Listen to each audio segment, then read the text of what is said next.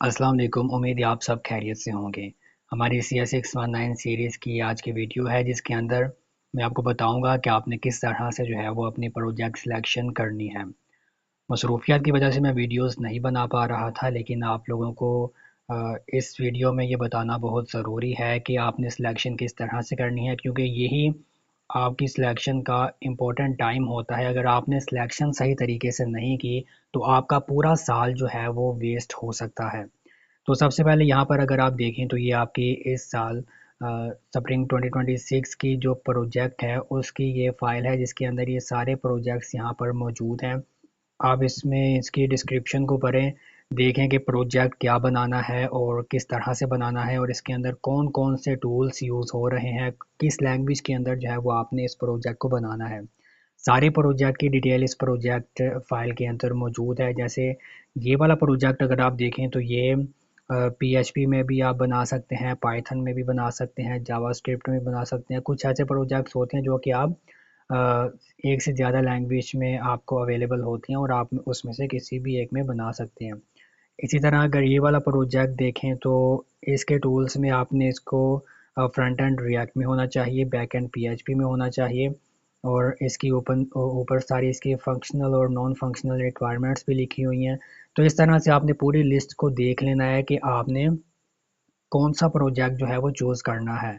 तो फिर जब आपकी प्रोजेक्ट सिलेक्शन जिस दिन को जिस टाइम पे ओपन होगी, आपने जो है वो उस टाइम से तकरीबन आधा घंटा पहले लैपटॉप के सामने बैठ जाना है, अपने LMS को ओपन कर लेना है और फिर सिलेक्शन किस तरह से होगी वो मैं अभी आपको यहाँ पर बताता हूँ। तो सबसे पहले आपने क्या करना है कि CS619 की जो सिलेक्शन है, उसमें आपने ये देखें यहाँ पर बताया है कि आपने प्रोजेक्ट सिलेक्शन देखना है और सारी इन्फॉर्मेशन यहाँ पे हम नीचे चलते हैं। यहाँ पे आपने क्या करना है कि जैसे ही आपकी प्रोजेक्ट सिलेक्शन ओपन होने वाली हो, आपने CS619 का जो अनाउंसमेंट वाला सेक्शन है उसको ओपन कर लेना है। उसको जैसे ही आप ओपन करेंगे तो वो यहाँ पर तो अगर आप देखें तो ये इस तरह से प्रोजेक्ट शो हो रहा है, लेकिन वहाँ पर प्रोजेक्ट शो नहीं होगा, वहाँ पे ब्लैंक खाली जगह होगी, क्योंकि उस टाइम जो है वो अभी प्रोजेक्ट जो है वो नहीं आया होगा। तो जिस टाइम पर आपके अनाउंसमेंट में लिखा हुआ है कि किस टाइम पर प्रोजेक्ट सिलेक्शन ओपन होगी, आपने उस टाइम से 5 से 10 मिनट पहले ही रिफ़्रेश करते रहना है। जैसे ही आप रिफ़्रेश करेंगे तो इस तरह से एक-एक प्रोजेक्ट करके आपके सामने आएगा। अब ये भी नहीं कि लिस्ट के अंदर जितने भी प्रोजेक्ट आपने देखे हैं वो सारे के सारे एक दफ़ा ही यहाँ पे आ जाएँगे, ऐसे नहीं होता। जैसे ही जो है वो सिलेक्शन स्टार्ट होती है तो एक-एक करके जो है वो इस तरह से प्रोजेक्ट यहाँ पे आता है। अब यहाँ पे देखें जहाँ पे इन्होंने ये राउंड मार्क किया हुआ है कि यहाँ पे रिमेनिंग सीट्स 1 लिखा हुआ है। अब ये क्या चीज़ होती है कि जितने भी प्रोजेक्ट्स होते हैं उनके अंदर सीट्स होती हैं, मतलब कोई एक प्रोजेक्ट है तो उसको जो है वो सिर्फ़ 30 स्टूडेंट जो हैं वो सिलेक्ट कर सकते हैं, या किसी प्रोजेक्ट को 40 स्टूडेंट जो हैं वो सिलेक्ट कर सकते हैं। तो जो ईज़ी वाले प्रोजेक्ट्स होते हैं उनकी जो सिलेक्शन है वो बहुत जल्दी हो जाती है।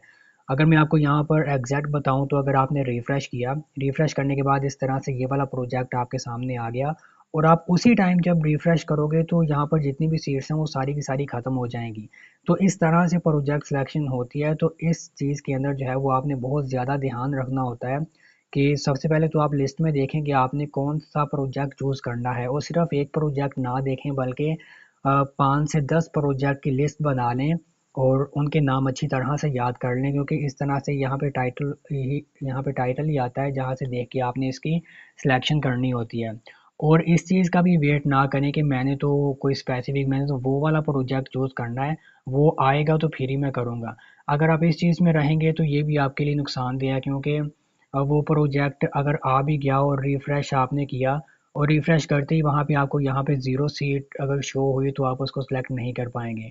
तो बेहतर चीज़ ये है कि जैसे ही आपके सामने प्रोजेक्ट आए, आपने जो 5 से 10 चूज़ करके रखे हुए हैं उसमें से जो भी आए उसको जल्दी से आपने क्या करना है कि यहाँ पे ये जो चूज़ प्रोजेक्ट का बटन है इस पे क्लिक कर देना है। जैसे ही क्लिक करेंगे तो आपके सामने ये यहाँ पर अलर्ट वाला पॉपअप आएगा, आपने ओके पर क्लिक करना है। जैसे ही ओके करेंगे तो ये यहाँ पर ग्रीन लाइन के अंदर लिखा आ जाएगा कि आपकी सिलेक्शन हो चुकी है।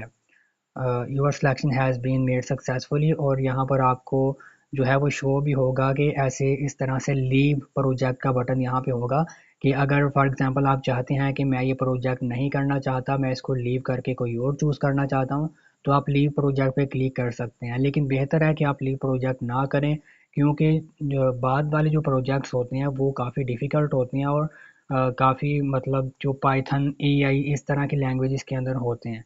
तो आपने इस तरह से जो है वो अपनी प्रोजेक्ट सिलेक्शन करनी है। तो बेसिकली टू द पॉइंट बात यही थी। इसके बाद यहाँ पर इन्होंने ये ग्रुपिंग के बारे में बताया हुआ है, तो ग्रुपिंग अगर आप करना चाहें तो आप वो कर सकते हैं।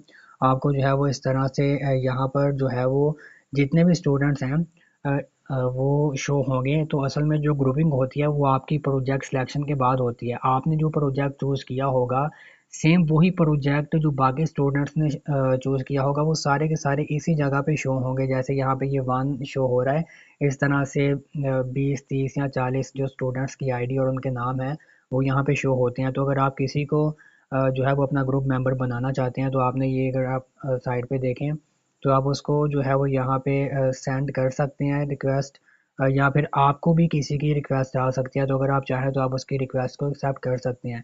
लेकिन बेहतर है कि आप अपना प्रोजेक्ट खुद ही बनाएँ, ग्रुपिंग ना करें। और तो ये चीज़ बेहतर है। अगर आपको आएगा अगर आपको किसी की रिक्वेस्ट आएगी, तो इस तरह से आपके सामने 2 बटन्स होंगे, एक्सेप्ट और रिजेक्ट का। तो आप उसको एक्सेप्ट भी कर सकते हैं, आप उसको रिजेक्ट भी कर सकते हैं। तो आपका प्रोजेक्ट जो है वो इस तरह से फिर शो होगा। टाइटल में आपके प्रोजेक्ट का यहाँ पे नाम होगा और आगे डाउनलोड फाइल्स होंगी। आपने जितनी भी फाइल्स हैं उन सारी फाइल्स को डाउनलोड कर लेना है। उसके बाद आपकी इस तरह से 4 असाइनमेंट्स आएंगी। एक एसआरएस होगी, फिर डिज़ाइन, फिर टेस्ट फेज और लास्ट में फाइनल डिलीवरेबल्स। तो आपने फिर अपनी एसआरएस जो असाइनमेंट है उसको यहाँ से डाउनलोड करना है। डाउनलोड करने के बाद आपने उस पर काम करना शुरू कर देना है। उसके अंदर मैं फिर वीडियोस बनाऊंगा कि किस तरह से एसआरएस को बनाना है और फिर किस तरह से आपने सारा काम करना है। तो टू द पॉइंट अगर आज की बात करें, तो जो आपका प्रोजेक्ट है उसकी सिलेक्शन बहुत ज़्यादा इम्पोर्टेंट होती है और बहुत अच्छे तरीके से ध्यान से जो है वो सिलेक्शन करनी होती है, क्योंकि एक जो सिलेक्शन है वो ही आपके पूरे साल पर डिपेंड कर रही होती है। तो अगर आपका कोई क्वेश्चन हो तो मुझसे कमेंट्स के अंदर लास्ट में पूछें। मिलेंगे आपसे नेक्स्ट वीडियो में। अल्लाह हाफिज़।